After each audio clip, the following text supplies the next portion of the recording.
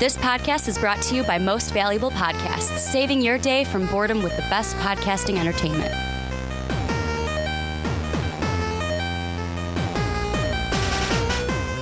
What's up? Real MVPs, Ricky Widmer here, along with fellow Manchild, Johnny Karlic. Wubba lubba dub dub. And I want to apologize off the gate that we were not here last week. Johnny feeling under the weather. You may notice the wubba lubba dub dub isn't as forceful as it usually is. That's because, Johnny, you are weathering the...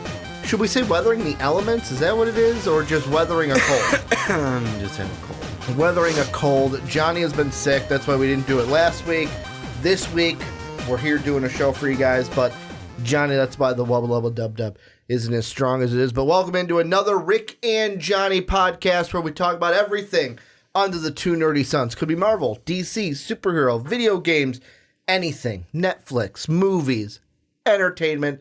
That's basically the big umbrella I could have just said at the beginning. But everything nerdy, that's what we talk about here. Before we get into everything for today, make sure to check out patreon.com/mostvaluablepodcast. That is where you help support the channel. You help support MVP. Make sure we can do everything for you guys each and every week. $1 gets you into the Discord. $5 you get to suggest topics to us. $10 you get to join the podcast and talk about what it is you would like to talk about. Also, a reminder, twitch.tv/mostvaluablepodcast as of next week, Johnny, because this is the last episode of 2019. Could you imagine? Could you imagine, or in your brain, I should say, think about this is the completion of our third year doing the Rick and Johnny podcast. We started 2017, I want to say, something like that, because it was our first podcast. Was, if I'm going to tell my computer to remind me tomorrow. Don't need to update right now, because when did Logan come out? That was our first. Let's see. I want to say we started in February of 2017. Mm-hmm. Let's see. Yep, February 17th. March 3rd is when it came into the U.S. of 2017, but we started a week or two before Logan. So, yeah, it's going to be 3 years for us starting in 2020. It's been great. Been a great 2019. Can't wait to see what 2020 has. But starting in 2020, we'll be live on Twitch. So you can watch the podcast live on Twitch. Go ahead. Follow us there so you don't miss the updates for that. But, Johnny, we got a jam-packed show, and we got an interesting start to the podcast. Mm-hmm. If you may see below me, I've got a big old box. And the reason I have this big old box, first off, if you're on any podcast service, if you're an audio listener, youtube.com, most valuable podcast nerd. That's where you can go ahead and see this. I've got a big box, and it's got this nice little Avengers wrapping paper, nice little red ornaments. Yep. With the Avengers A on it. There's some with Tony in it, I think. Let's see. There's... Oh, maybe that's my other wrapping paper that I have. I see Cap. There's Hawkeye. There's Thor, Ant-Man, Black Widow, Vision, and Black Panther. Am I missing one? Oh, War Machine. And there's Iron Man right there. I thought they were ornaments. I think that was my other Avengers wrapping paper. It had more than just the red ornament with an A. Yeah. Yeah, no, this one just has That's my other Avengers red wrapping A paper on it. But Johnny goes, hey, Ricky, here's your... First off, he has me stand... So we're in one room of the building that we're in. Mm-hmm. He has me stand on the opposite side because the building ain't that big.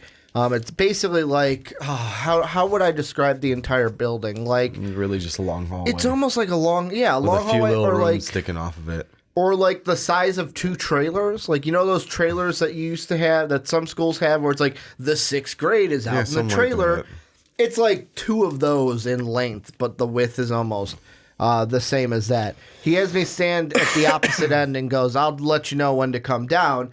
And then I see this, and apparently this is my Christmas/birthday gift, because January is my birthday month. It has my birthday in it, January 17th, if you want to throw me birthday wishes there.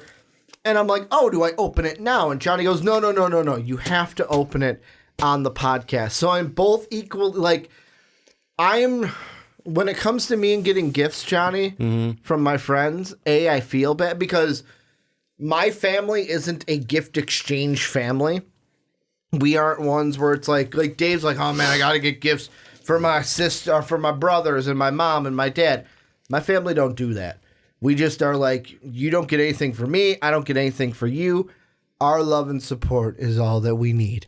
So when I get a gift, I feel bad. Like I have to now reciprocate the gift giving. Nah. And Johnny's probably sitting there like, fucking open the gift. Oh, you also missed Hawkeye. Did I? I thought I said Hawkeye. Did you? I don't remember you saying it. But if I didn't, Hawkeye is right. He's over here, but he's down here on the front so they can see it. Yeah. He's down here. I might have missed Hawkeye. You're right. And Falcon. I didn't say Falcon either. Yeah. He's right there in the middle. But where was I? Yeah. So I'm also nervous because I don't want you to spend a fortune on me. But also, now that you said I can't, you're like, I can't open it until the podcast. Now I'm extra nervous because of what it could be, because you probably want my live reaction on camera. Yes, it's more fun that way. And you want it taken, last year your gift was the... Red Power Ranger helmet? No. Green. The green one. It used to be here on the podcast. Now it is on my desk. It was here for 2 shows. At home. It was more than 2 shows. Okay, 4. More than 4. It was here 4. It was here for a little bit. Yeah, a little bit. But enough of that. We will get to the opening now. As Johnny's like, just fucking open it. If you need a knife, I got one, because I did close the boxes, obviously. So it's an Amazon Prime box. Oh, yeah, wow. At first I was like, ooh, I see a headphone logo. I'm doing it all slow. So this is going to tell me nothing about the gift. Absolutely not. I would not give anything away, and you know that. The fact that you have now 2... basically defense systems. You have the wrapping paper, and then the box. Yeah, no, Johnny's like, I'm not going to. If anyone knows me, anyone who knows me knows I will not wrap it in its normal wrapping, because I do not want you even knowing what it is. Okay, I'm gonna put this. Probably close your computer for a minute. Yeah, I could probably do that. Maybe take the headphone cord out. There you go. There we go. I'm gonna put you here. Do you need a knife to open it? No, I'm gonna use my keys. Okay, but I actually have it on me. Oh, okay. Sure. Johnny's like, I just wanted to fucking flip my knife out. No, I carry it on me all the time now. See, I don't want to... Cut away from yourself. It's like one lousy piece of tape. Yeah. Did I get it? Yeah, I got it. You can just hold on to that for now. I'm like, I don't want to hand it back to you and stab you. Well, that's why you hand it to me from the handle first. Yeah. Did you take it out of the box and wrap it again?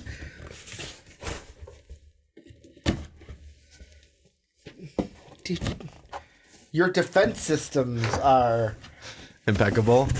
So wait, this is probably the box that it was shipped in, right? This one?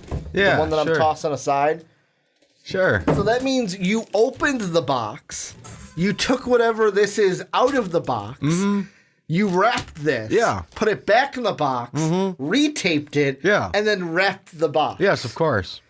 So now I got to describe this for the audio listeners. Oh, yeah, that's now right. It's in another... So there's a box inside a box, and this box is now Star Wars wrapping paper. Yes.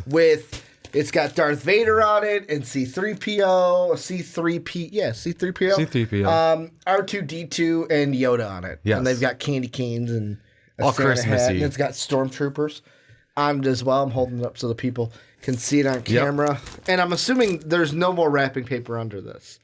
This is the last line of defense. I'm not saying anything. Of wrapping paper.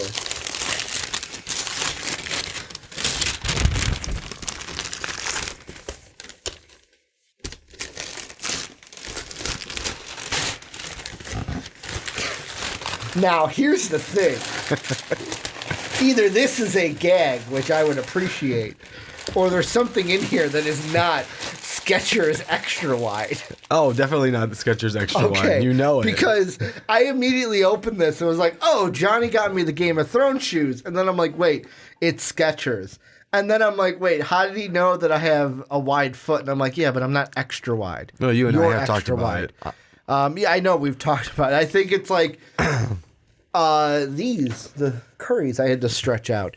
But I'm assuming these are not Skechers. No, absolutely not. So I don't think that box is taped shut either, so you should be good. Just no. I know. I wanted to make sure it wasn't. I'm just telling you. Yeah. So just for the defense mechanisms, you have a Skechers box, wrapping paper, an Amazon box, wrapping paper. There have been 4 lines of defenses. This better not be like the Russian dolls, and I better not have to open a smaller box and do a smaller box. I'm assuming the gift is in here after I open it. Oh, yes, of course. It's wrapped again. So you've had 5 layers of defense now. We're going to have to clean up after this podcast. Oh, we will. It's the same Star Wars wrapping paper, so I don't have to describe it for the audio listeners. I'm just going to open it. Yeah, just and rip it's another box. What the fuck else would it be in? That's not it. I thought that your Sharpie marker that you Sharpied out, obviously, your address on, was a was a picture of it. Well, someone did. Oh, I guess I did. Which is good, because now I don't have to, like, hide it. I can just, like, let the box stay there. Yeah, not that I think they can focus enough to see it, but whatever. Technology is technology. So this is what, the 6th line of defense? Something like that. Johnny makes you work for your gifts. Okay. I was like, oh, I punctured it. And then I'm like, nope, can't do it backward. Yep, don't want to do it that way. Do you want help with that? I got it, Dad. Dad, I got it. Did you open it like an old woman?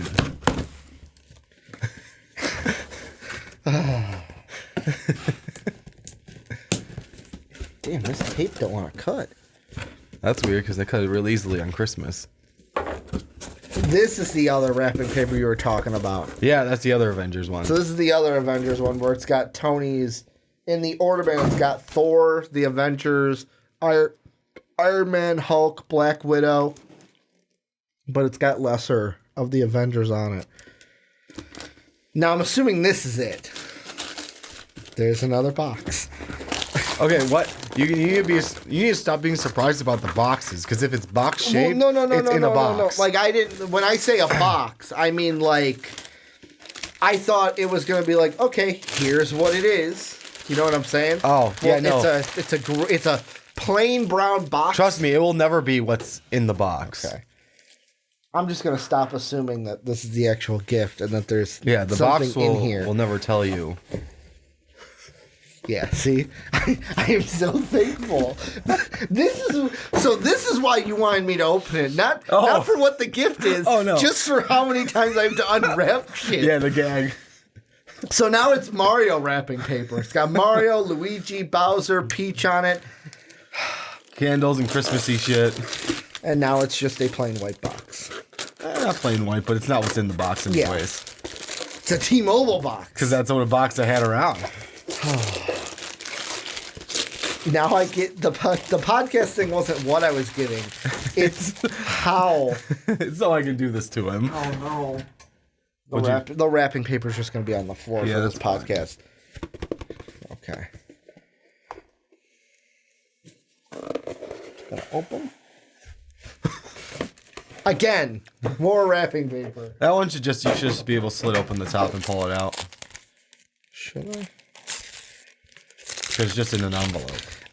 This one you did not black out your address. No, that one you should probably not let them see that. Yeah. Appreciate that. So, okay. I've lost count of how many defenses we've had. Enough. Just use a knife. Or that. I don't mind.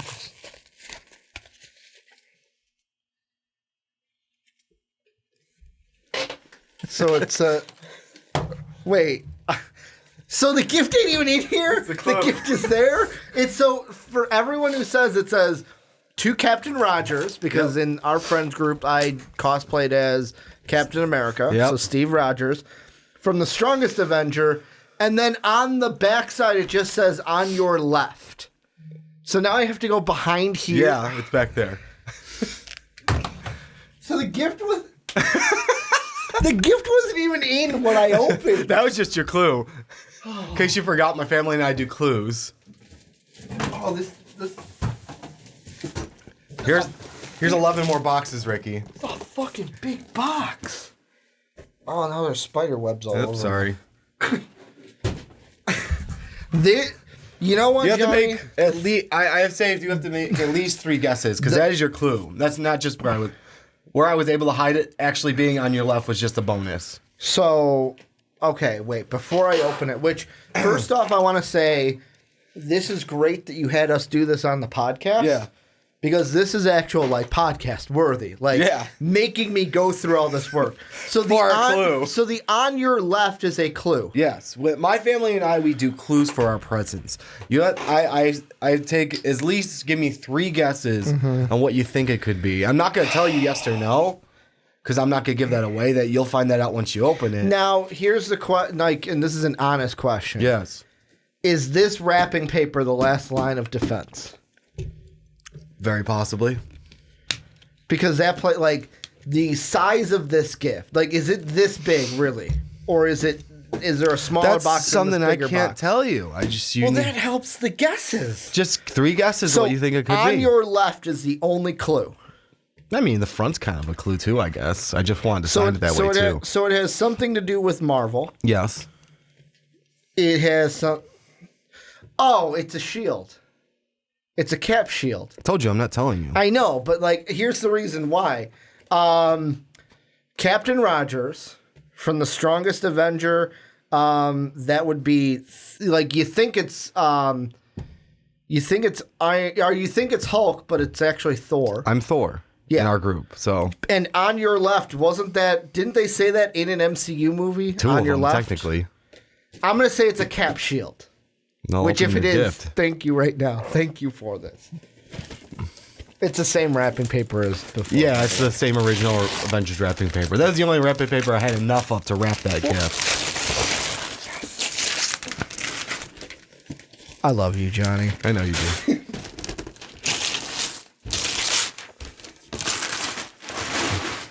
So this is Ricky's Christmas / birthday present from me. Legends here. Yes. I'm actually going to fucking pull this out on the podcast. That would be nice. Oh, you already did the tape for me. Did I? I wanted to make sure there's did. nothing in there that I had to take out. Oh, damn.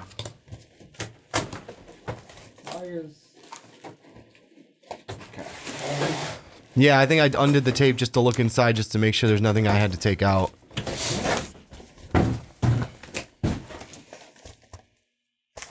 So that's as far as I can get it right now?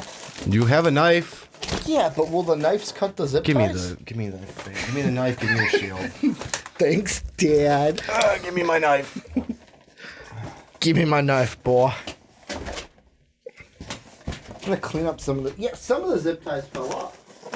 Well, that's good, I guess. I think. This one. Oh, okay, apparently only one of them was holding it on. The rest you cut off? No, I only had to cut one. There you go. Whoops. Whoopsie doodles. This is fucking awesome, Johnny. You went all out for this. And Ricky had to open 8 other things just to get to it. So does this mean I can finally get rid of that shovel? Yeah, if you that want I have? the shovel. Or not the shovel, the sled that I have. If you want, I don't care. Still has it. Thank you, Johnny. You're welcome. I really fucking Merry like Christmas. this. And I love and how happy it's birthday. got actual like leather straps in there. Yeah. It's got actual straps. It's actually really nice material too. Mm-hmm. Thank you. Welcome. I really appreciate this. Fuck. Now I gotta really like, because I haven't got your Christmas gift yet. I was actually waiting because I'm also the type of person that I don't want to undersell. You know what I'm saying? Yeah. Like, you don't want to be that guy where it's like, here's my Christmas gift, and then they got you like something that's, I'm not saying this is $200, but they spent $200 and you spent like $10. Yeah. I know friends are friends and friends are never going to be like that, but it's just now what I was going to get you, I am definitely going to get you now. And I hope you like it when it comes. Thank you. Maybe I do the same thing for you. Maybe. We open it up on the podcast. But, whew, that is the start to our... You want to know how long that took for us to do the intro and this? It's the first half hour of our podcast is me opening my Christmas and birthday gift. But, yet again, Johnny, thank you. I cannot thank you enough. It really means the world to me. And the thing I love about you is you actually put your, like... You can tell you put thought into your gifts. Oh, I always do. Not even just like with the clue and everything, but like you can tell that there's thought in this gift, and I really appreciate it. I'm glad you like it. Now I got to up my game so that mine is just as good. But now on to the podcast, right? Yes. Where I'm glad that you MCU'd it, because we're actually starting with some three MCU things.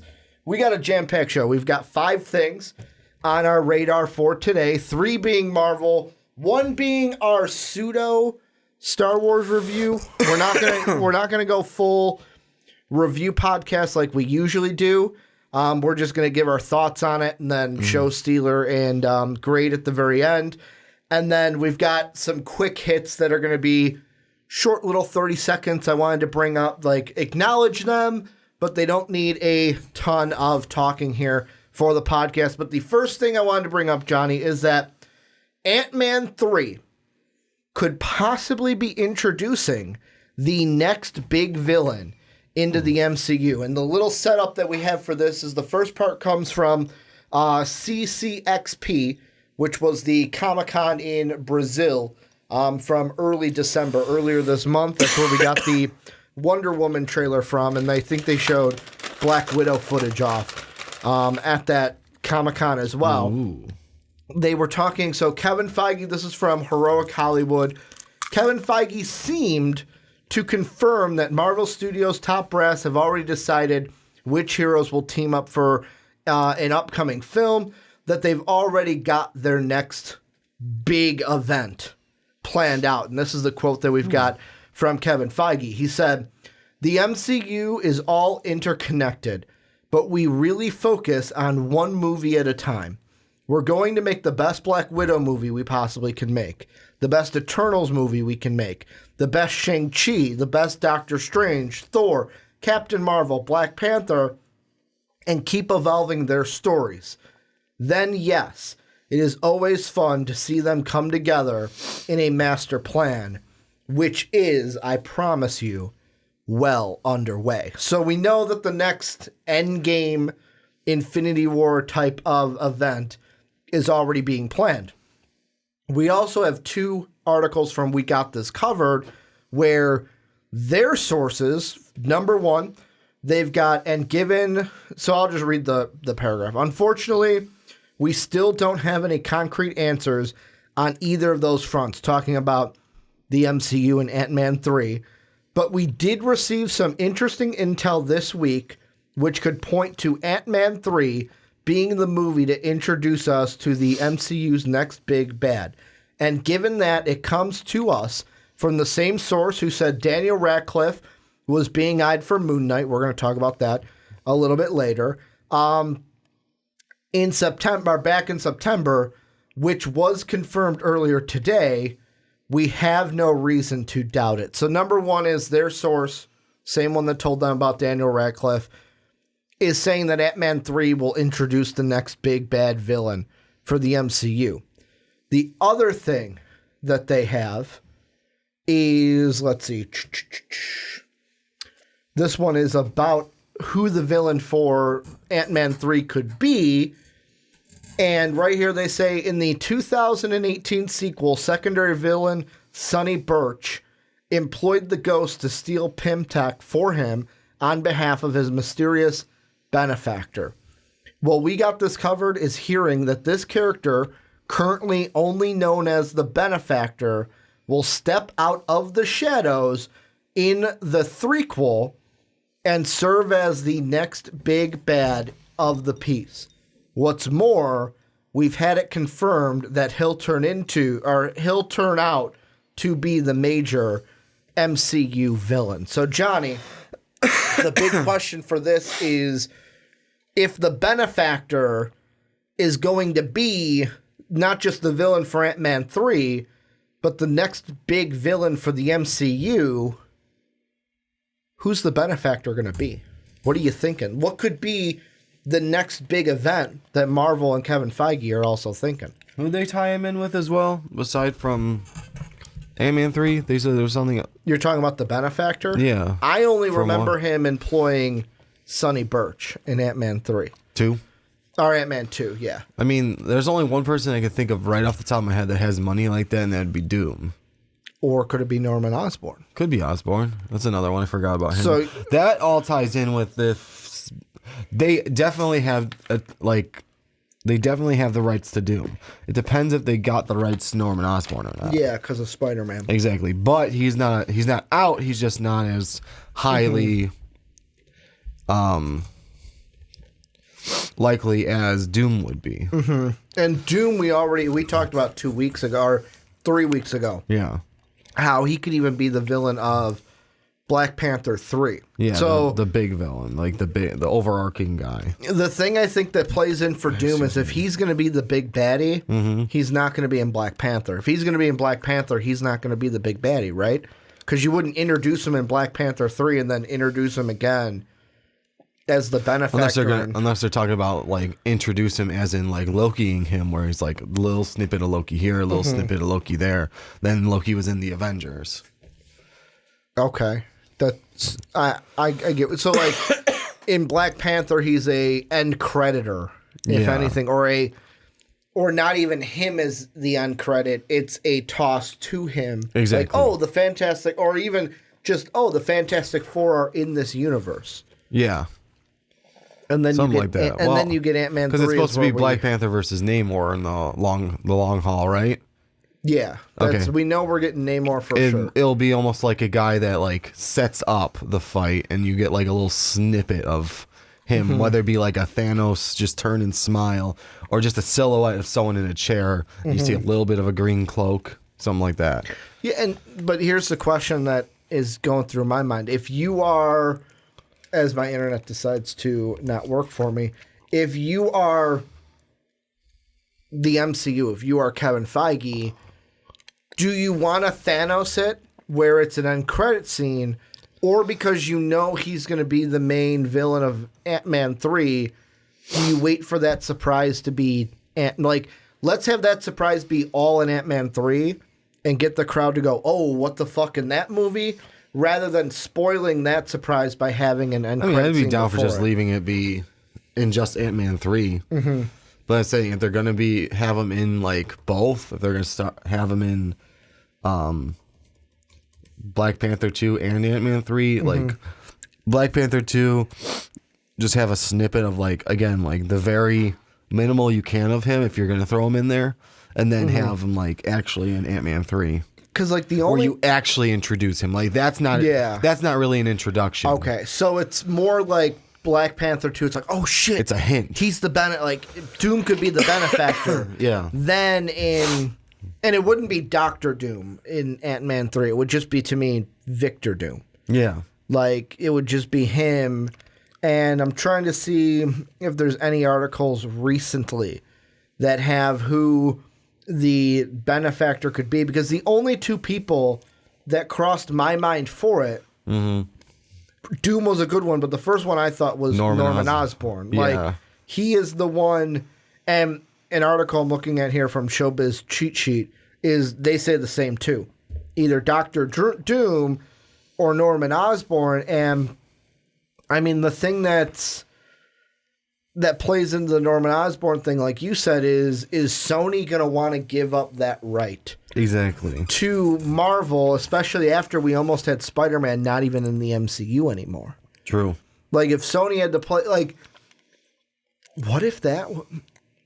Now, I'm not in the room when, obviously, Kevin Feige and Sony were going through the back and forth for Spider-Man. Do you think that might have been a hanging point of the negotiations? It's for possible. Further movies? It's possible.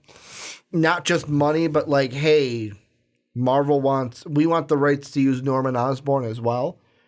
And Sony might have been like, well, no, like, we're fine giving you Spider-Man, but we don't want to give you our entire universe because we're trying to set up our own Spideyverse over here. Yeah. No, it's going to be like, yeah, you can have Spider-Man. We'll throw, and it's like, you can pick from you can pick from these villains. Because it's like, they'll probably hold the ones they want to use to start. Unless it's like, okay, well, or it's like, you have a list of like, these are ones you can use, these are ones you can use, but we're going to be using them shortly after, so you have to make a tie-in with us. or you can't use these at all. Because also I'm trying to think of, let's look at the clue from this way of who the benefactor could be. Because let's be honest, everything we're talking about now will probably be wrong. Probably. When Ant-Man 3 comes out. But the thing that I also think of is when Kevin Feige says they have the next big event planned. How would Norman Osborn or Doom fit into what we think the next big event is? Because the ones that we've been thrown out there is like King the Conqueror, him coming back and being like the big like time. I don't even know what to call it. Like, it's not like Secret Wars or Annihilation. It's just like his like big time thing. Messing with time and him being the next big bad. Yeah. We've thrown out Secret Wars until like we're blue in the face. We've thrown out Avengers versus X-Men. Might be it. Like, could that... Is there anyone from the X-Men universe, not Fantastic Four, the X-Men universe, that could be the benefactor, and would the next big event lead us to Avengers versus X-Men? Is that their plan? The only one I can think of, and I can never remember his name, is the one that always liked to experiment. It was like obsessed with Jean Grey and Scott. Forgot what the foundation was. You're talking about, is it right? Not Riker, but are you talking about the guy who he was like the army general? No. He wasn't that, because that guy was linked with Wolverine. And then we had Sebastian Shaw already. He was with you're talking about from Mr. Sinister. Yes, he was in Dark he wasn't in Dark Phoenix, but could be Mr. Sinister. There's not a lot of ones I could think of would be the benefactor, because when it comes down to being the benefactor, it's got to be someone who can actually support these things. Who can? Well, I mean, Mr. Sinister. In my mind, Mr. Sinister could. He's got the blah blah blah. He works for. Here, let's see. What's that? It's Essex Corporation. He works for. So I mean, because he's Nathan Essex. That could be like. To me, that kind of seems like, because here's what you could do with with that. If we try to tie it into what the next big event could be, you introduce Nathan Essex, as the benefactor. Now, the thing with that is then Mr. Sinister then the villain? Is it Mr. Sinister's the villain, or is it, hey, Nathan Essex is the villain, but he is contracting this lower baddie to be the one that actually fights Ant-Man? You know what I'm saying? Kind of like where it was like Ghost was the hand-to-hand combat villain of Ant-Man 2, but she wasn't the overarching villain of Ant-Man 2. That's the territory that you get in. Yeah, I'm just thinking about it, and like I'm still kind of leaning towards Doom out of everyone, because if anything, I would do X-Men versus Avengers versus X-Men as like the Captain America Civil War style movie. Maybe make it 2 movies worth. Maybe make it 1. It depends on how they want to write it. But is that like even now? And this is the thing I'll throw out there is when Kevin Feige says the next event. Yeah. Are we thinking Endgame scale because that's where we came from, or by them saying event? Could it be X-Men, Avengers versus X-Men, but it's nowhere near the scale of what Endgame was? It could very well be. Their next event could be something small like that. Could be, like I said, Doctor Doom is a pretty harsh villain to go up against. Excuse me. Yeah, I'm trying to think of who else it could be, though, because everything I lead back to is Doom, because Doom is kind of the culmination of science and mystics. Yeah. At least when the stuff I've read and seen, he's always about both. He dives into both. Yeah, I think the big thing for Doom that's going to decide it's going to decide for I almost said for me, but it's going to decide for the MCU where he is. Like, is he the benefactor or not?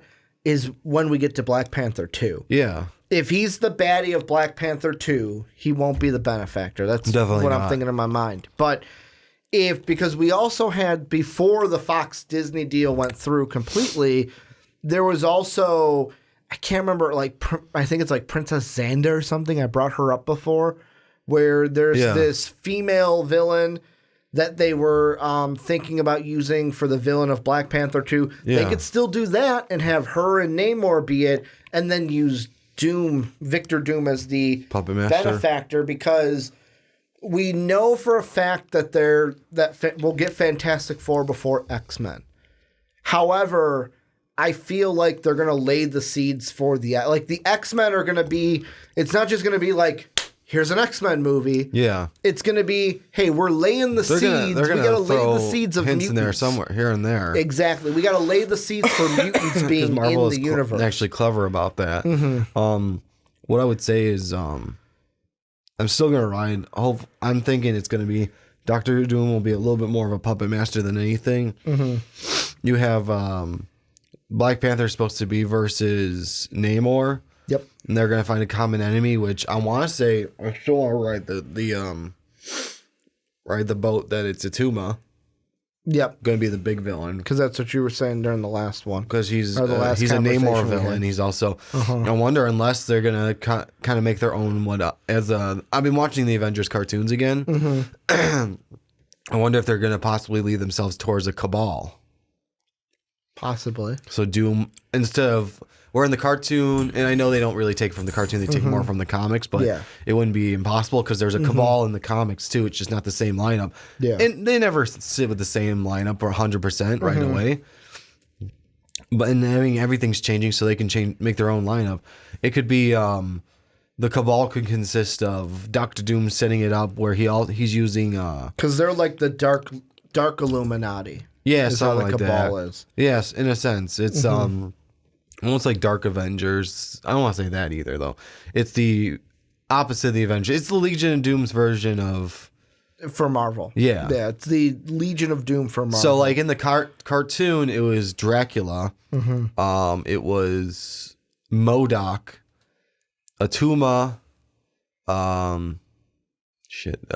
Red Skull was the leader of it. And I know I'm missing someone. MODOK, Atuma, Dracula. So, for the comics... I'm talking about the cartoon, but in the comic. Go ahead. Yeah, but their actual base is the ruins of Wakanda, which I think you said.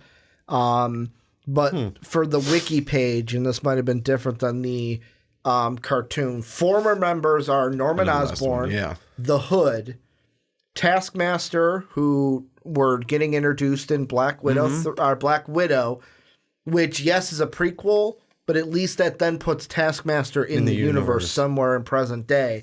White Queen, Doctor Doom, and Loki. The current members are Namor, Thanos, Maximus the Mad, Terex the Truly Enlightened, Corvus Glaive, Proxima Midnight, Black Swan, and Maker. So that's what they have right now in I believe that's the comics version. Yeah, and they can switch up however they want. Because the one I was missing was, I just forgot who it was again. Mm-hmm. Who the hell were they? So I said MODOK. Yeah. Let me see if I can find the cartoon version. MODOK, Atuma, Dracula. Let's see. Cartoon. Red Skull, and Hyperion. Okay. Because let's see, maybe this one has... And not that we've had Hyperion, I don't think they would just throw Hyperion to throw him in. No, but they wouldn't. They would never do that. But they would... So they can make up their own. They could do Doctor Doom. They could throw in... Actually, if you get Dracula by the time we get Blade... We could. It depends on... Is Blade going to come out before... Because we haven't heard anything except for Mahershala Ali being Blade. Well... And Ant-Man 3 is in production. Well, let's put it this way. Just because we get Doom doesn't mean we get the Cabal right off the bat. True, that they can build for it. And also, if we get the Cabal, then it's almost for sure that we're getting Secret Invasion. Because in the comics, the Cabal was kind of introduced or made during a storyline, I'm reading it here, called The Dark Reign, which was a sub-story of the Secret Invasion.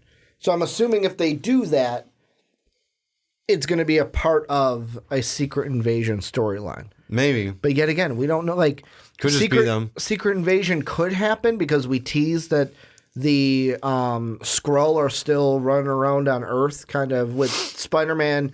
Spider-Man 2, right? Far From Home was 2. Yeah. That they were Nick Fury and Maria Hill. Yeah. So we know that they're scurrying around here on Earth. Like, the Secret Invasion could still happen. Well, it looks like they're using it for Sword almost as like part of Sword now.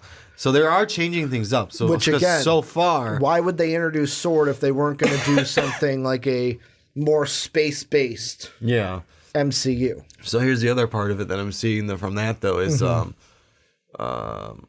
just because they do the Cabal doesn't mean they're going to do comic book storylines that 100% tie in with it.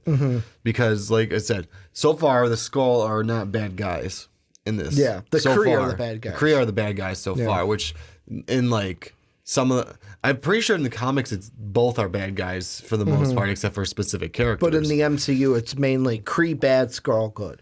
So far, Or Skrull neutral, I would say they're on neutral. our side. They're not like... They're not bad, but they're not like... heroes. Yeah. So they're just kind of neutral. They're helping us out because we help them. Captain Marvel helped them out. Yeah, but like even in Captain Marvel, they were looked at as the bad guys. They actually did a good job with making them bad guys first and then kind of a neutral party at the end where they're helping us out, but they're not like kind of like what we think way. Namor and Black Panther will be. Like, hey, we're against each other. Oh wait, there's a common baddie. We gotta come together to beat this. The enemy of my enemy is my friend, or something like that.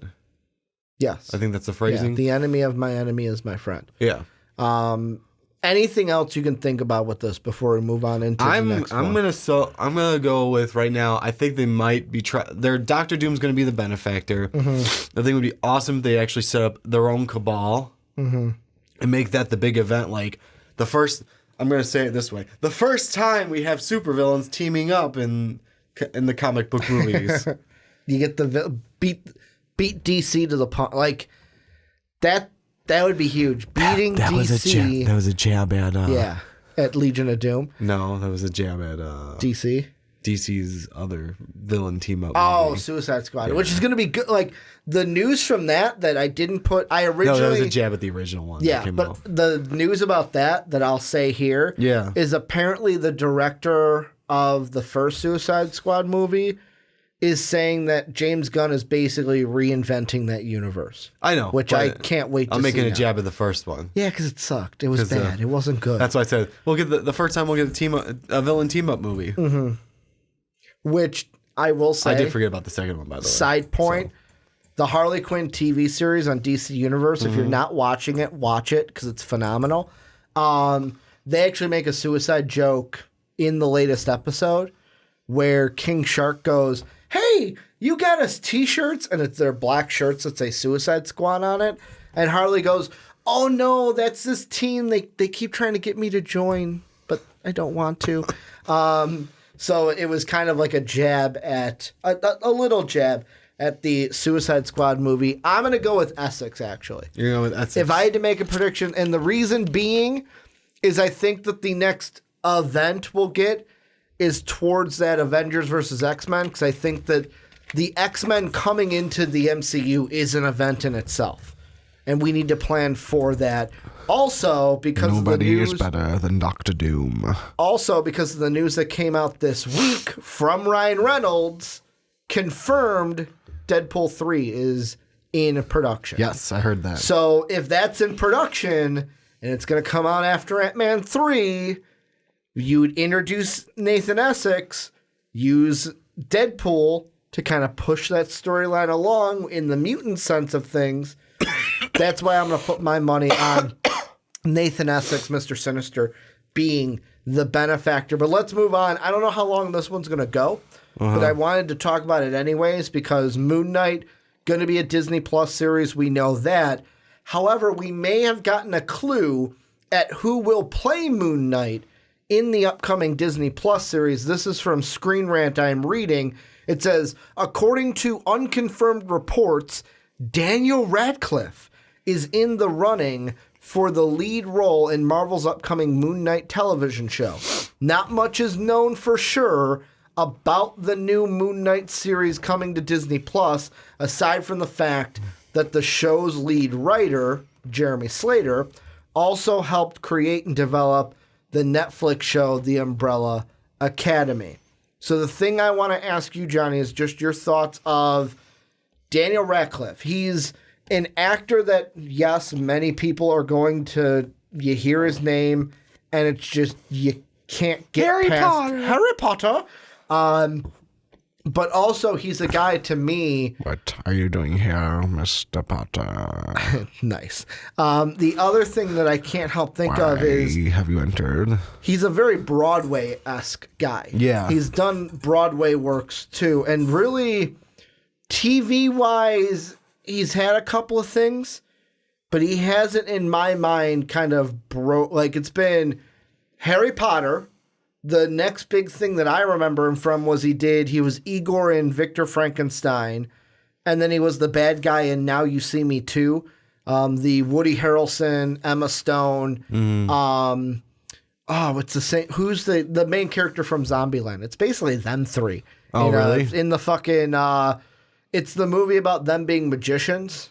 Or not magicians. Yeah, magicians. And they're like, they use sleight of hand and stuff to like rob banks and shit like that. I didn't see that one. He was in the second one as the bad guy. Really, those are the only two things I've known him from after. I saw the previews, but I just, the only thing I remember, because I never actually got to see the movie, was Swiss Army Man. Okay. He was in that too, but I mean, I don't know. He was that was in between Frankenstein and Now You See Me. See, I don't really know a lot of his acting, honestly, aside from Harry Potter. Harry Potter? And he was so young as Harry Potter, too. Well, from, like, this age to this age. Yeah. Like, a huge freaking He started gap. Harry Potter in 2001 when we were 11. I'm going to say he's going to do a fine job with it, as long as he puts the work in. I think he will. I want him to get the military training, though. Somewhat. At least one. Do a John Wick. Do a... Keanu Reeves, and go get one of the military trainings, because that's what Moon Knight is. It's basically a Marvel's Batman.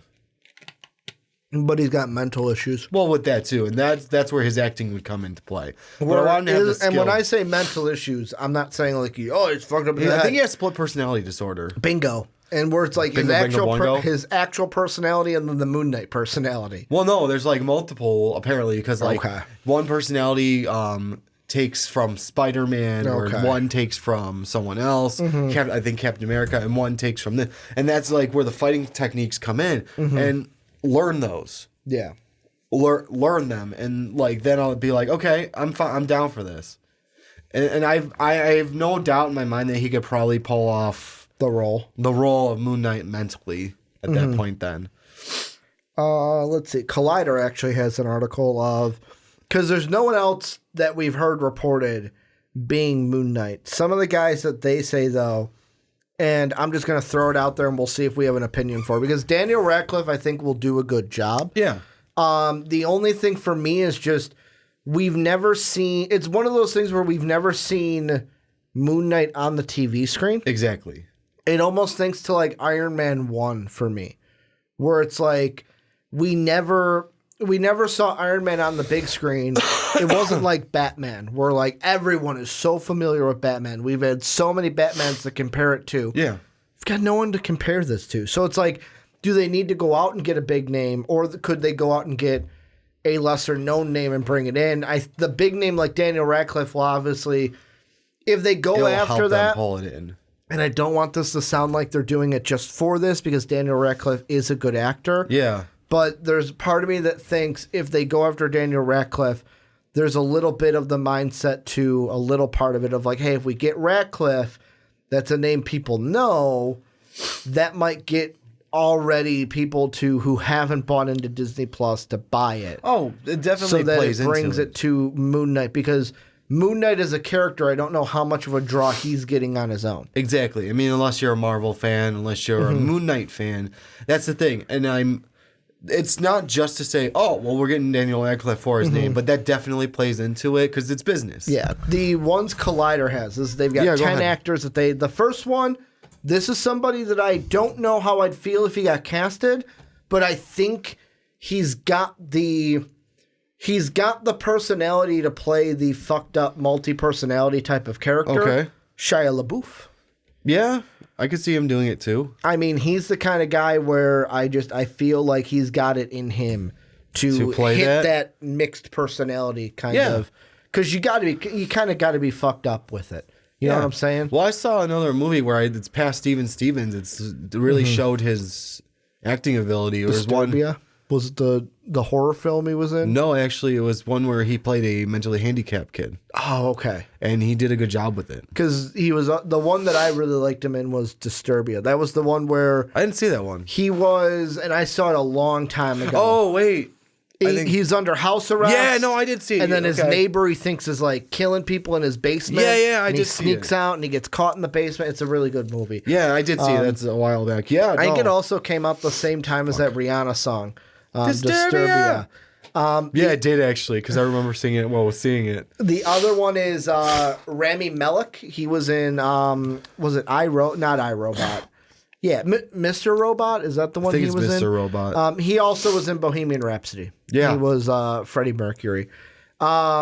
Basically, Eggsy from Kingsman, Taron Egerton.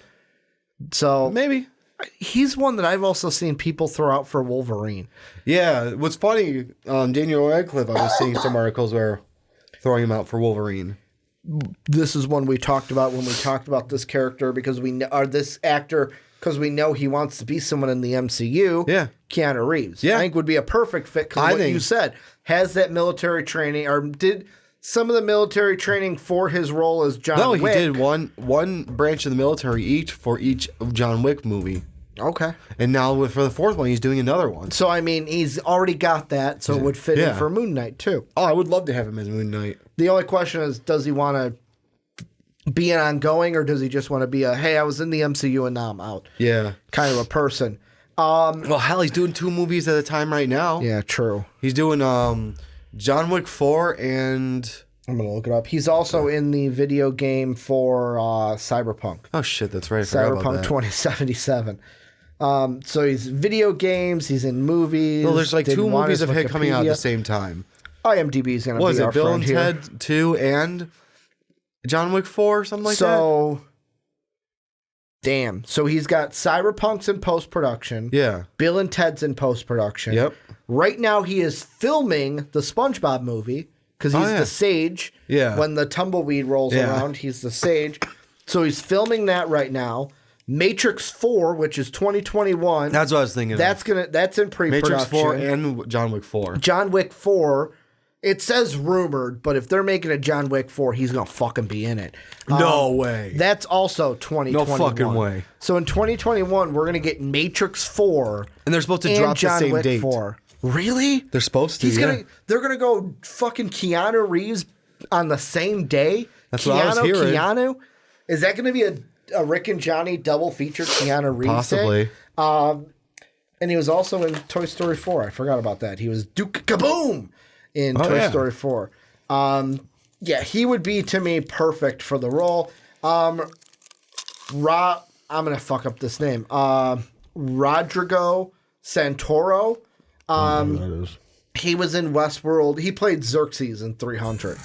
But, yet again, he's one where it's like, I see his face and it's like, okay, yeah, I see it. He was Xerxes in 300. He's been in. Andrew Scott, who, let's see, he was in BBC's Sherlock. He was also in a second season of a show called Fleabag. Don't really know much about Andrew Scott. Let's see, who else do they have here? Oliver Jackson Cohen, Jensen Ackles, who was in Supernatural, Adam Brody, who was he was the Shazamily character that was the funny one. I believe he was the blue one. Oh yeah. I don't know. Jonathan Goff, and then that is the last one. So for me, my top 3 would probably be Keanu Reeves number 1, Shia LaBeouf number 2. I know it's LaBeouf, but LaBeouf. I like saying LaBeouf. And then Daniel Radcliffe at 3. Those are just And yet again, those are the guys that I'm used to. I can agree with that list, but it's honestly. Just like, that's kind of how I feel.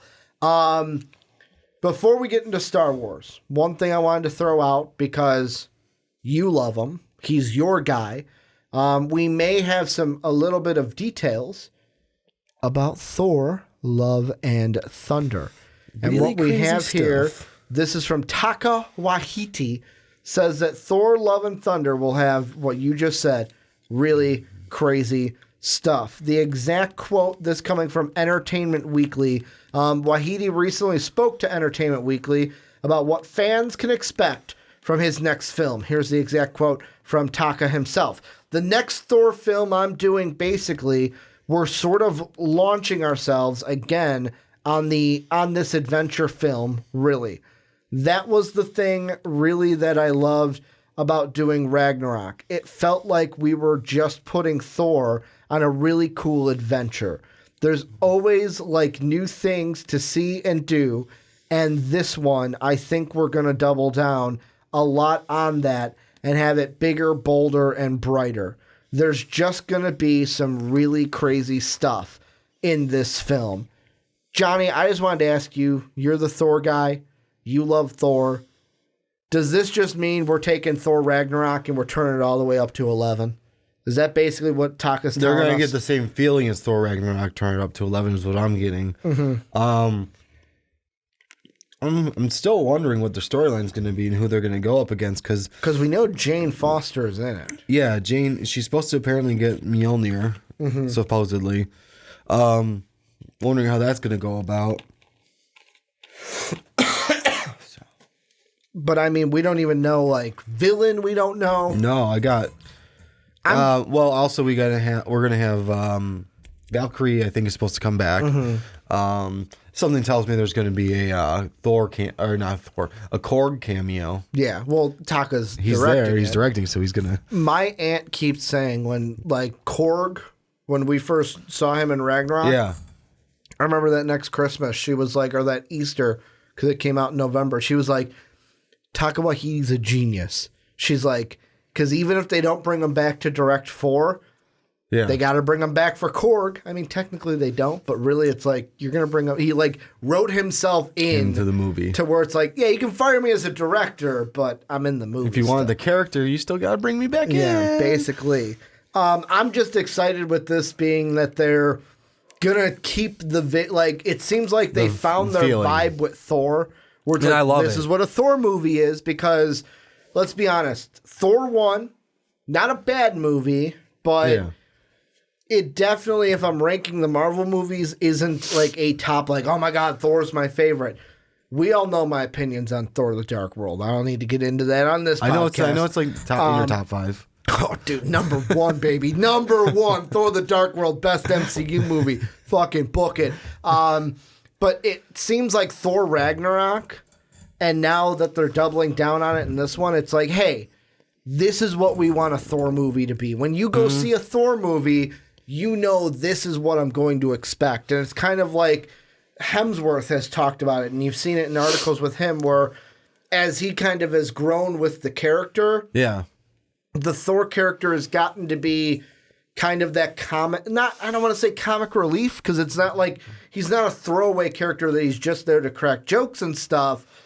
Actually, the Thor character has become more of a comical character with Hemsworth as you go through the MCU. Able to be comedic. Like, he's still serious when he needs to be serious, but able to actually be... But he's got that joking personality, exactly. too. He has more of a personality now than just serious Thor. This drink, I like it. Another. We don't get that Thor. Oh, I mean, that was actually humorous Thor, too. Was that humorous Thor? Or was that him being, I don't know human customs? Oh, that's him, I don't know human customs. Yeah, it's funny to us. It's funny to us, exactly. The actual character, that wasn't him like, hey, let me do a joke. No, it was you're him right. being dead serious. This is him actually, like, making jokes now, too. And it's just the evolvation. That's a word now. Evolvation. Of the character of like, hey, I kind of get human customs now, and I'm not like this just alien that came in from outer space. Know nothing about nothing. Yeah, know nothing about nothing. I just wanted to throw that in for Love and Thunder, that it looks like Taika Waititi and the MCU are going to double down. I think it's hilariously funny how they're given both Ragnarok and now Love and Thunder again like an 80s title screen. Yes. Like a title shot. It's like Thor's our 80s. Like, and the 80s thing, it helps. I think I honestly think it plays into it. I think that's going to help Wonder Woman too, because people are going to be like, well, it worked for Thor, so no one has to question it really. You know what I'm saying? Let's get into the next big thing, because this is going to take up most of the rest of our podcast. So last Sky week, of the Wise Walker? Yeah, Sky of the Rise Walker.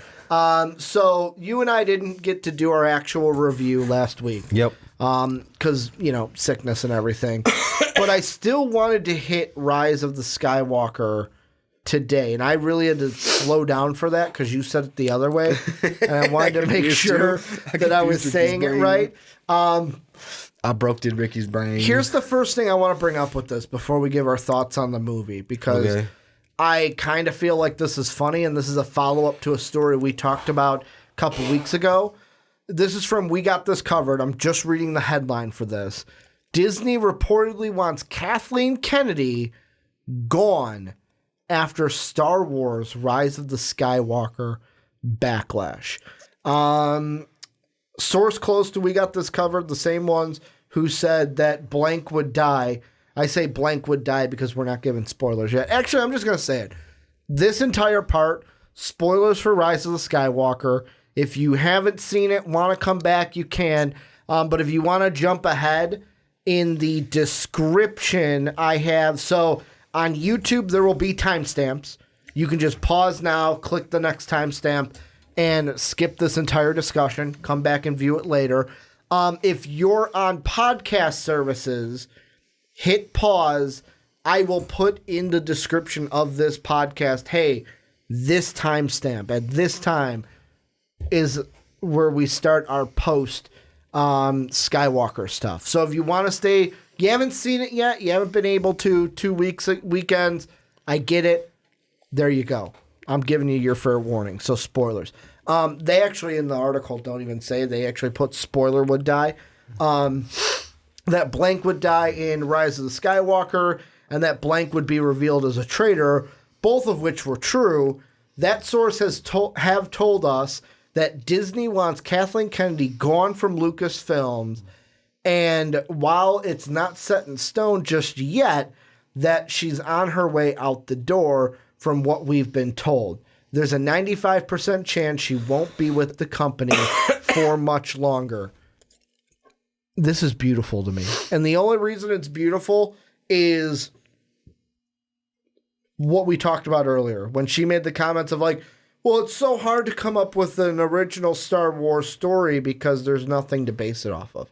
No, there's nothing to base it off of because, like Dave mentioned to me when I brought it up on Saturday when we were recording, he goes, yeah, well, Disney made so much of the Star Wars stuff non-canon. Like, they did it to themselves. Like, this isn't canon. That's not canon. I'm like, Disney can do whatever the fuck they want. They can just be like, well, it's canon now. It's back to being canon because they own the property. I just saw that, and I don't know if you feel the same as me.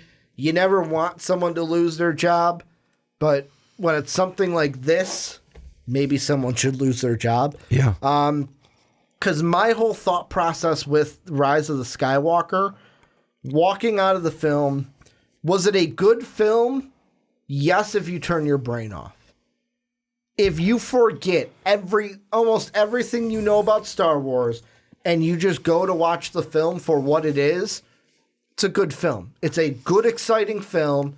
It's got everything. It checks all the boxes. But if you were looking for like continuation and actually keeping true to Star Wars, then you might be a little upset with this. And the thought that I had coming out of it is this. I was like, well, for this trilogy, they should have had J.J. Abrams just do all three, direct all three. And then I started kind of not doubling down, but backing up from that, where it's like, no. It's not bad that Rian Johnson did Last Jedi. It's that there was no one overseeing these directors. Mm-hmm. Think of the MCU, which Disney owns. They have somebody in Kevin Feige, which I know there's some people out there that are going to say we blow too much smoke. up Kevin Feige's rear end.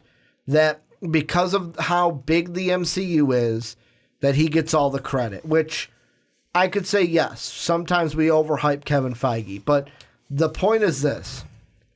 You've got a guy that oversees this MCU, can have all these different directors, and all the films fit together.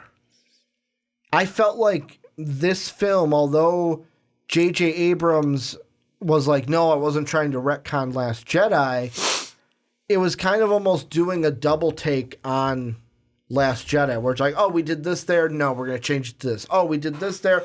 Oh, we're going to change it to this. To where the continuity was kind of messed up. I don't know if you thought the same thing. Like, for example, Dave said, oh, Rian Johnson destroyed the mask. J.J. Abrams brings it back. Yeah. Oh, Rose was a big part of Last Jedi.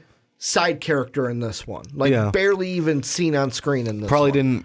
Probably because the focus isn't really supposed to be on Rose anyways. So I get why he did that. I didn't really like the Rose character anyways.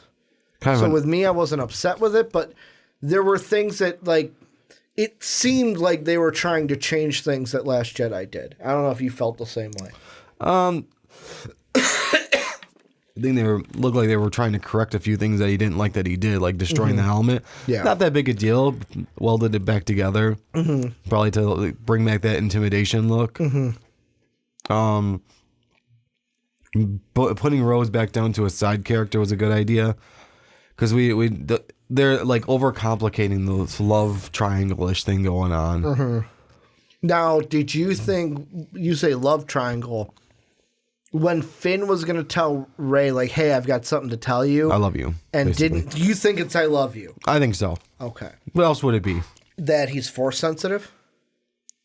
I don't think that's what I think. Like, after thinking about it, I think that's what it is. Because who's the only one that Finn knows who uses the force? Rey. And throughout the entire film, it's just been like... They could have also told... God, I can't remember her name all of a sudden. Poe? No. I said her name. Oh, her name. Rose. No. Training... Lando's child. Leia. Yeah, but she was dead. Not when he found out. He found out before that? He found out before it, but he didn't tell Rey until after Leia was already I think he was going to tell gone. Rey that he loved her, because at the end he's still acting like that. Because here's the thing with Finn that I find interesting is obviously he is force sensitive. Yeah.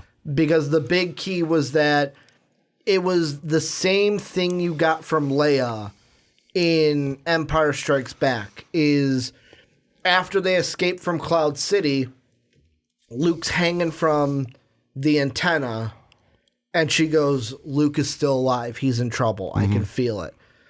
And Finn's the same thing. Rey's in trouble. Well, how do you know? How do you know? It's just a feeling. Which, by the way, every time he said that, I was just like, I am the Force and the Force is with me. I am the Force and the Force is with me.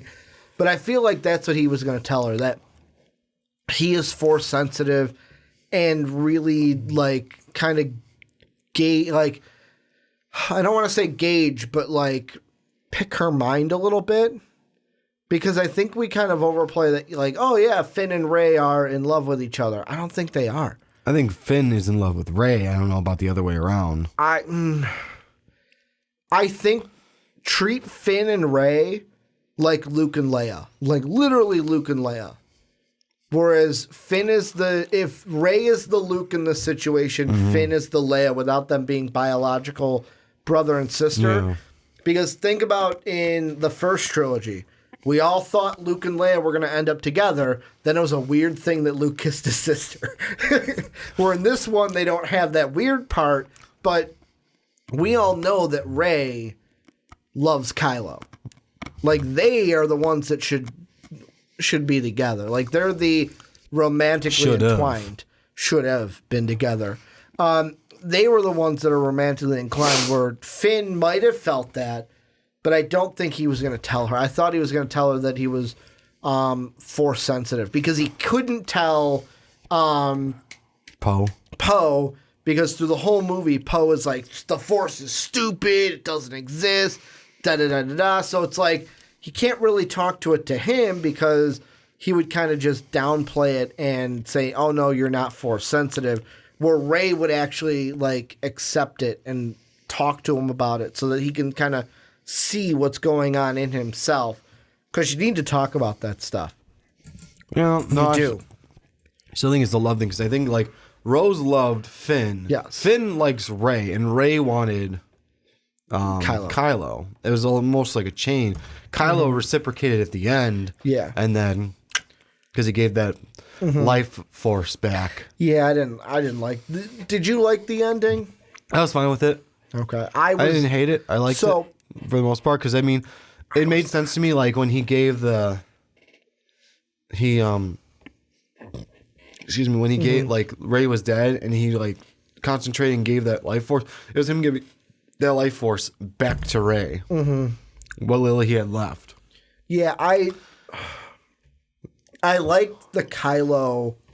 Everything with the end with Kylo. I thought that his arc is probably the best thing of this trilogy. I almost said trequel. This trilogy, because I actually like the turn of like where we got Harrison Ford in this. We saw Han Solo. He threw his lightsaber away, coming over the good. After that, we kind of get him more of like a good guy where he jumps on the chain and goes, ow. That's something that a good guy would do, not a bad guy. Like, ow, that fucking hurt. Yeah. The only thing I didn't like is, and this comes from, so I was listening to an interview, this was months ago, with Freddie Prinze Jr., who he played a character in Star Wars Rebels, which is one of the TV shows. I think it's on Disney Plus now, but it used to be on Netflix. And he kind of described it and kind of opened my mind of like, the Force is all about balance. The Star Wars world is all about balance. You look at when Anakin went to the dark side, there was an imbalance in the Force. So to counteract that, there were twins. That's Luke and Leia. And he kind of described, he goes, I'm not going to give it away because I want people to experience it on their own. But he goes, based off of what George Lucas has said about the Force, he goes and has taught us about it. He's like, I know what's going to happen. Like, I can predict what's going to happen in the last movie just based off of that. And my whole thought process is, if this is all about balance in the Force, how is the Force balanced at the end? Because what I would have loved to see, and this would have shown true balance to me, Ben comes back to the light side of the Force, like it was supposed to be when he was training with Luke. And I so wanted fucking Rey to turn to the dark side at the end and just have the balance. And it would almost be that ironic of like, we can never be together. Because yes, we love each other, but we're always on one side or the other. And their arcs kind of turn to where I feel like throughout the entire movie, they played into Rey's rage. Her lightning, which I know Dave has said, he had a problem with it. I didn't have a problem with the lightning from Rey because that was something where it's like she got so angry and it just happened. And how it happened is she's a freaking Palpatine. That's why it happened. Yeah. But I would have liked it where they've teased her rage throughout the whole movie.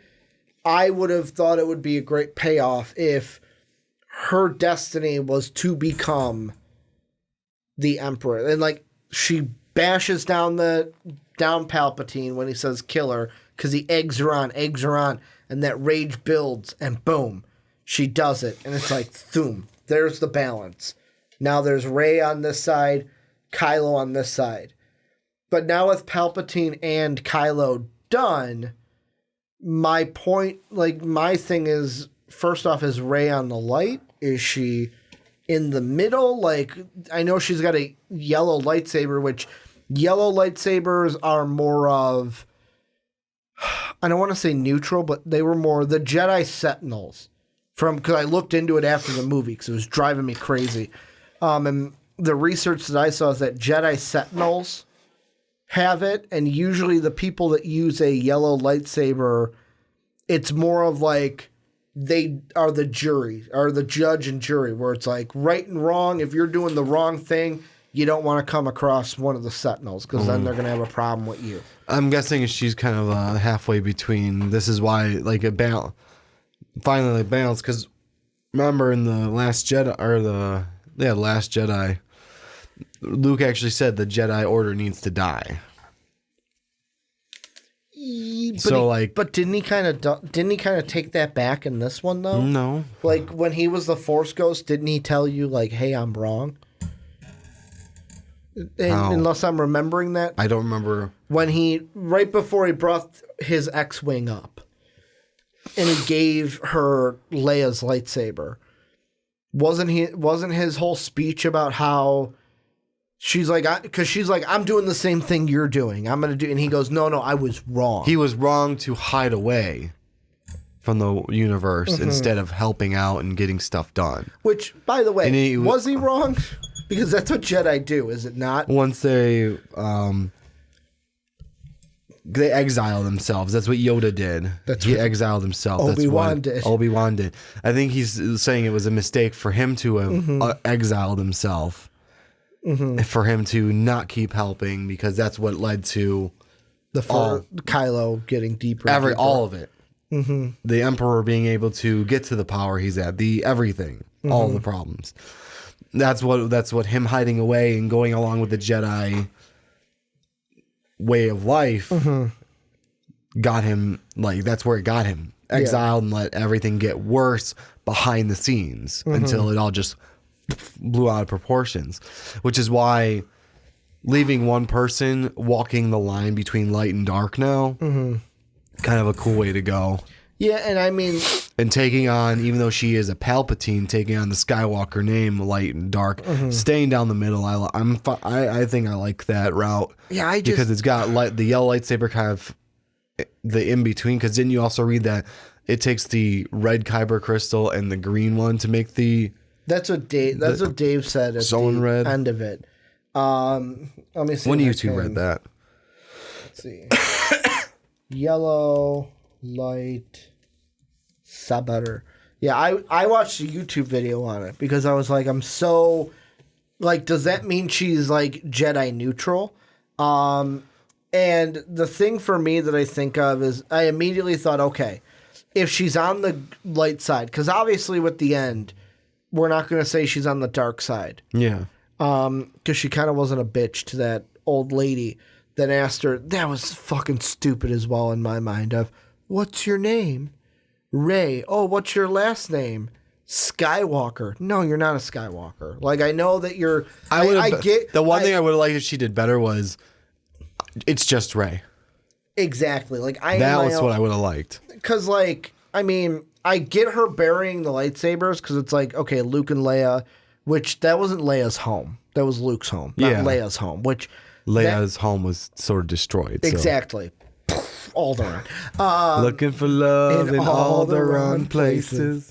Why did we think of this? I was like, I thought it and wasn't going to say it, and you actually said it. Yep. Let's see here. This is from Esquire.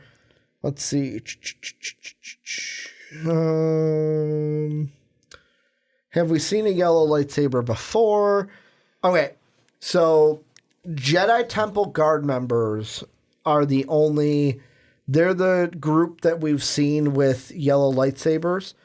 And Jedi Temple Guard members are chosen anonymously from the Jedi Knights and use double-bladed lightsaber pikes.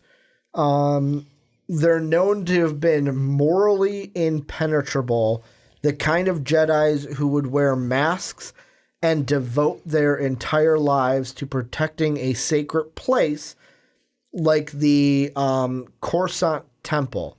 The Jedi Temple member we get to see is the Grand Inquisitor, who later falls from the light side so he can do some villain stuff with Darth Vader, but that was just a bad apple situation. So... to me, for Rey, I'm going to throw this out there because of the thing that popped out just there is, oh, they're wearing a mask.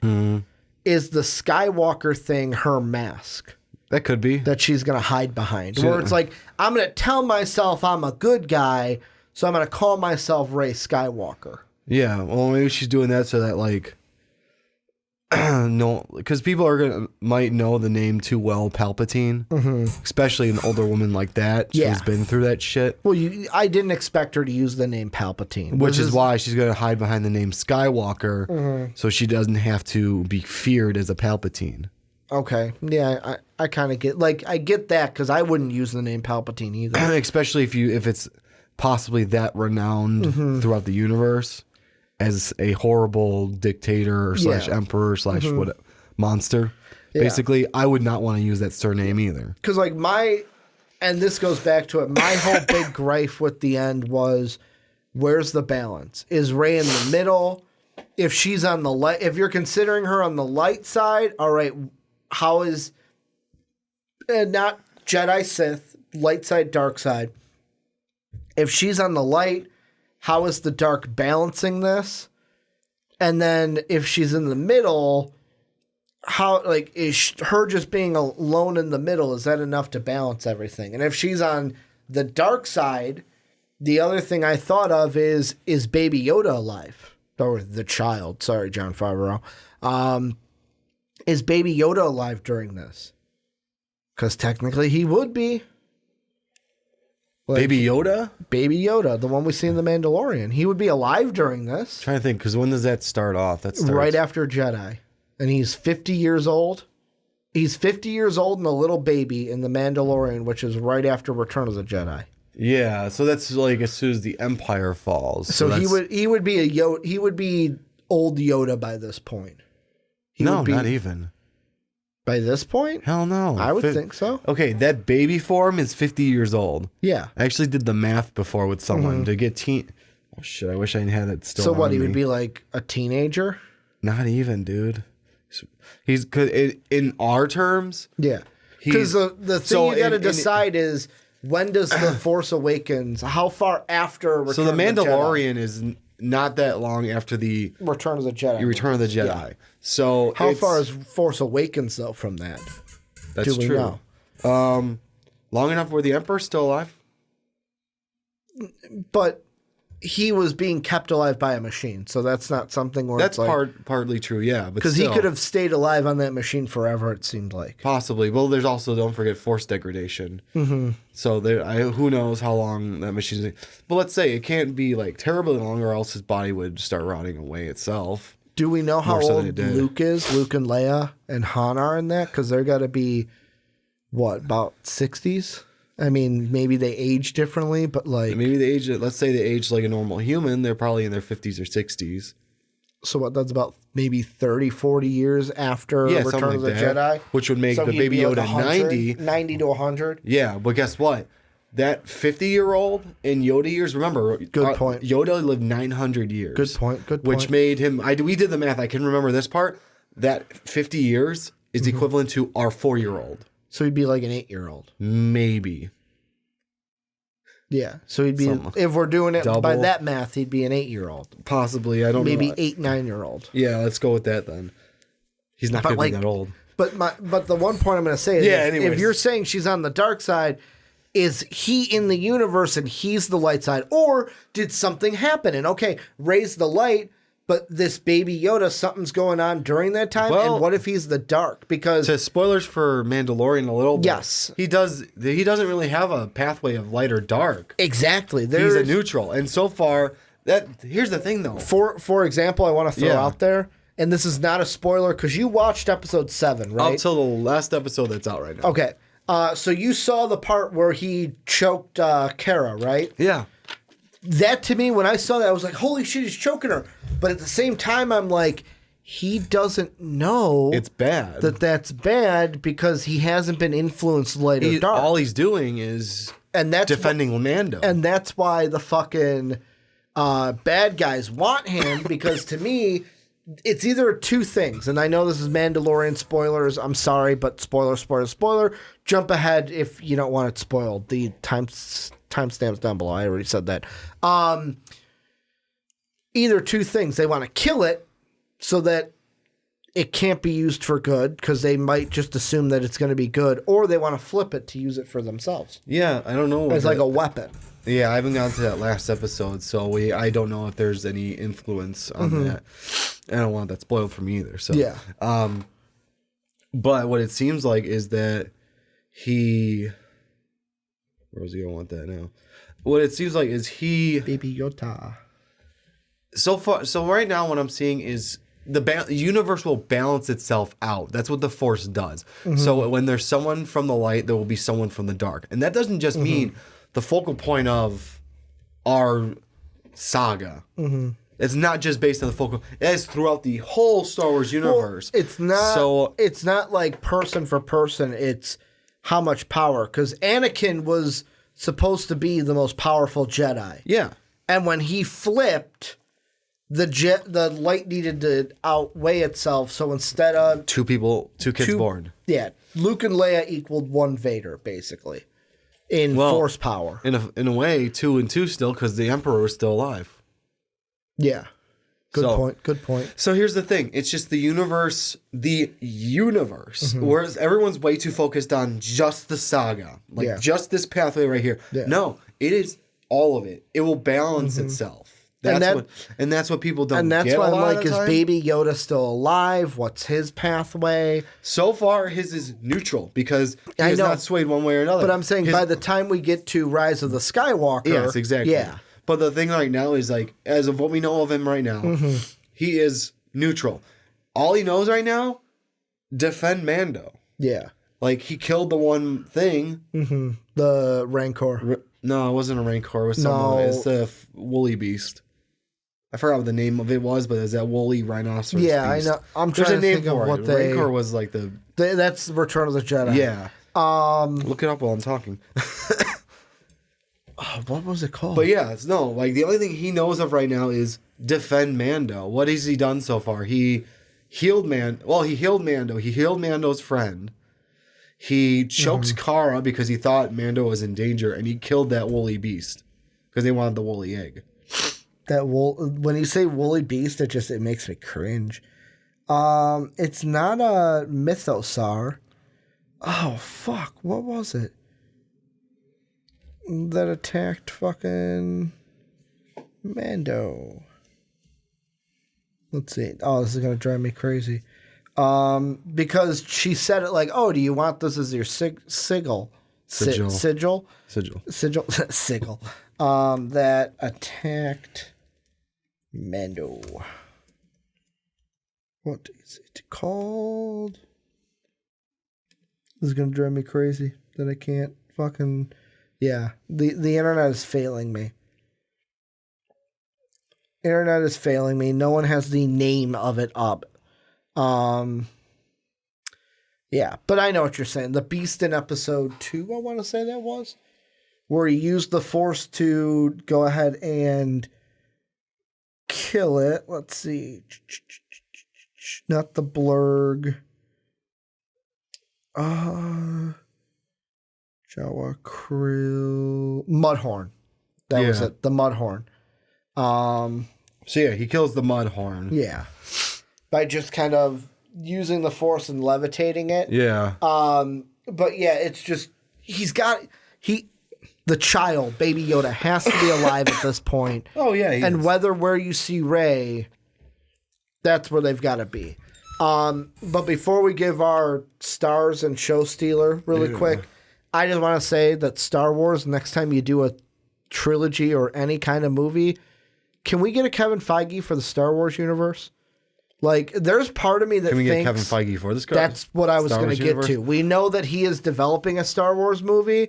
If that thing kills it, I wouldn't be surprised if Disney just goes, hey, want to oversee Star Wars as well? Do you want to just do the whole nerd division? Basically, just want to do all of our movies for us.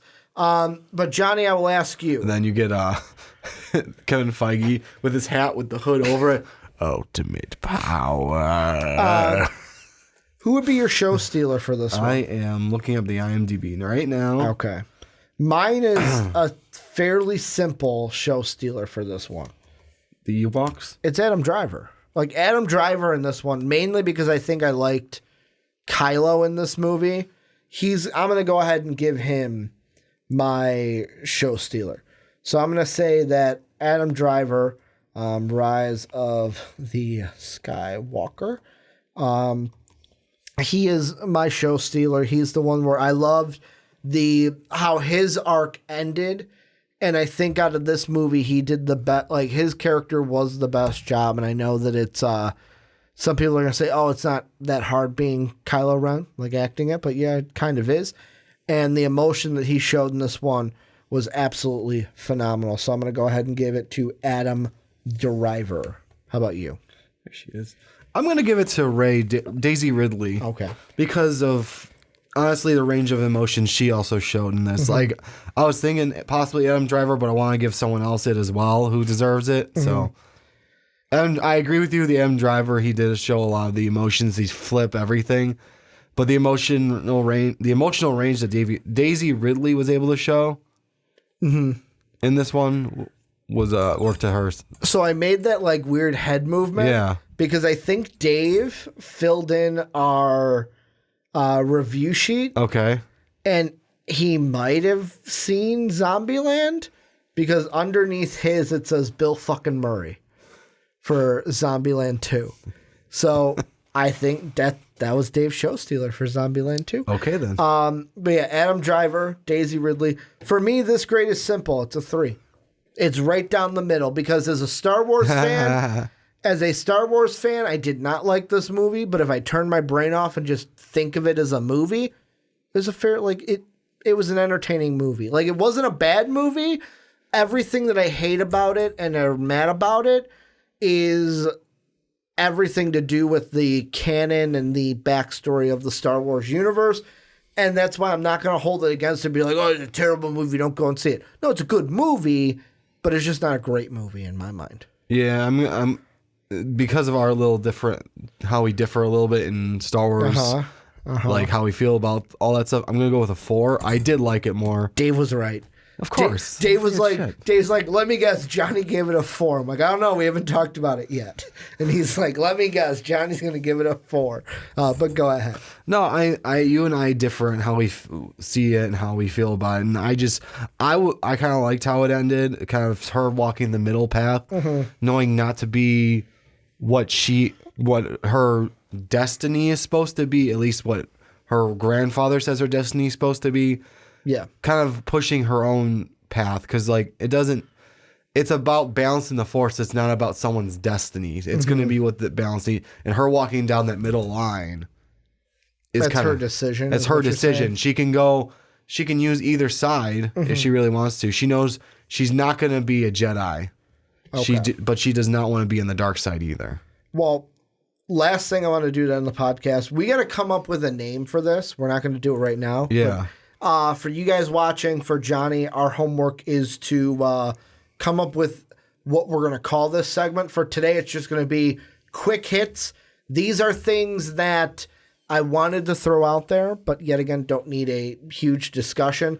If you have any thoughts about these, Johnny, go ahead and just cut me off and say. The first one has to do with a little bit of follow-up from our conversation with Sam last week, that apparently Godzilla vs. Kong is setting up for heavy reshoots because of how poor it's doing in test screenings. So maybe that's a little bit of why they pushed it back to November, because it's doing, like, these test screenings are doing so bad. The exact quote this is from We Got This Covered. They say, though far from a bad movie, it certainly slowed down. This is King of the Monsters we're talking about. It certainly slowed down the MonsterVerse's momentum thanks to mixed reviews and only $385 million at the box office, which leaves us in an interesting position now as we approach the release of the aforementioned Godzilla vs. Kong. Basically, it has to hit, or the entire franchise could crumble. So far, buzz hasn't been tremendously positive with the project already having been delayed considerably, and now more bad news has rolled in. According to a source close to them, the same one that told them about the Scream reboot, that Bill Murray is returning to Ghostbusters Afterlife, and Daniel Radcliffe as Moon Knight possibility. Test screenings for Godzilla vs. Kong haven't been great. And what's more is that the project is now expected to head back in front of the cameras for what's said to be heavy reshoots beginning in January. It's unclear what exactly is being reshot, but from what they're being told, the movie still needs a good amount of work. Here's a side thing I just want to throw out there, and this is a WeGotThisCovered.com thing. Is it just me, or every time they go like, oh, sources close to us, oh, by the way, the same ones that told us this, the same ones that told us that, it just tells me that We Got This Covered, and if anyone's watching from We Got This Covered, it's telling me that you don't think you're a reputable source. It's basically you guys thinking like, hey, take us as a reputable source. This source got this thing right. It got that thing right. So it's an actual source. Are we ever going to get to a day where We Got This Covered is just like, fuck it. We know the source is reputable. We don't need to tell you what it told us. We don't need to reference. I know they're also pinning to different articles. So there's that. But I find it funny that every one of their articles, their source is like, oh yeah, this one told us this is true. This one told us that's true. Where it's kind of like a, hey, it's a reputable source. They got things right, so we're not just saying things. Just a little side thing that I thought of. But wanted to throw that out because of our conversation last week with Sam. Also, Birds of Prey finally got the rating for it. It's rated R, Johnny. I hope so. Oh, it's going to be so... I am so pumped for it. I hope it's rated R. So Harley Quinn will be in rated R form. Shazam 2 gets its release date. It's going to be April of 2022. Nice. That we're going to see Shazam 2. Also, Paramount bringing back the Jackass franchise. That there's a Johnny Knox movie in development, or that a release date has been set for a Johnny Knox movie in 2021, and it's going to be a Jackass movie. The thing I wanted to ask you with that is, do you think Jackass can still be popular in this time? I don't see why not. Because, like, there's a part of me that's like, was that like a 90s, 2000s thing that now it's like we look at it differently? You know, how we look at, like, CTE and... You're going to get people more like us, more like the kids that would have watched it back then. You're not going to get... So it's a nostalgia thing. You're going to get more nostalgia than you're going to get, like, people who are going to be little liberal assholes and shit like that about, it's too dangerous. Well, the thing that I thought of right away is what people are going to think about it, because, of course, you and I'll go see it. I'll love it. I love the Jackass movies. But we do, as a now culture, focus a little bit more on, like, head injuries and what that does to personalities. And especially, I'm interested to see what the backlash may be with, actually, I'm not even going to bring that up because it has nothing to do with, I was going to say, like, the whole, Dunn, who was a part of this, who's not there anymore, but his wasn't really head injuries. It was just drunk driving, that got him in trouble. But how people are going to look at that and relate it to, wow, what kind of damage are they putting on their bodies? Also, is it just going to be like, wow, these guys are fucking old, and I don't want to see these old guys doing this shit that they were doing in their 20s. And then the last one is Superman Red Son. We got a trailer, and this is where I teased it earlier. I noticed something, Johnny, about the DC Universe app, because I watched Hush, which was the last one of these animated movies from a graphic novel that DC Universe kind of brought over. DC Universe is kind of targeting an older demographic, not just with the Harley Quinn series being like as raunchy as it is, but like there was a line in the Hush movie where Catwoman, she whips the rear end of a thug as he's running away, and she makes like the line of like, man, you should feel happy. Most guys have to pay for that, or most guys pay for that. And like, there's little lines like that maybe because I'm an adult, I get it. Dave kind of made the comment of like, for a kid, maybe it goes right over their head. But there's a lot of stuff where I'm like, I don't know if I would, like, if I was a parent, I would kind of be on the line if I would want my kid watching this. So it's like, to me, I I noticed that, and it's like, as an older DC fan, it's nice that it caters to me, but how does that do with the young fans and getting them into it? I bet that they've got TV shows, though, that they cover for kids and stuff, so it's probably, hey, we got to not cater, but we got to keep both fan bases happy, because a lot of older people, I'm going to say it, older people like myself, as I'm leaving my 20s very soon, get into that. But thank you guys for this extra long edition of the Rick and Johnny podcast. Was the podcast long? No, podcast was normal length. It was just that a half hour of it was Johnny getting me this dank-ass gift that I cannot be more thankful. Yeah, dank-ass is good. I thought that was bad. No. Dank memes are not. No. Dank is good. Like, dude, that's a dank gift. I thought dank was bad because, dank memes are, they're hilarious, but they're, cringe-worthy, as some people might say. Yeah, I've always used dank as a good thing. I just got to redo these straps. Yeah, you do. I can see you, struggling to reach for that other one. Yeah. Well, it just doesn't feel in the middle. But thank you, Johnny, for the gift. That was the first half hour of our podcast. Make sure to, yet again, patreon.com/mostvaluablepodcast. That's where you help support us. Twitch.tv. We will be live starting in 2020. Next week will be our first live podcast. Make sure to follow twitch.tv twitch.tv/mostvaluablepodcast. That's where you'll see the schedule and everything. I like the little material, how this feels different than this. But thank you guys for watching on YouTube. Thank you guys for listening on podcast services around the world. And as always, have a good day, everybody.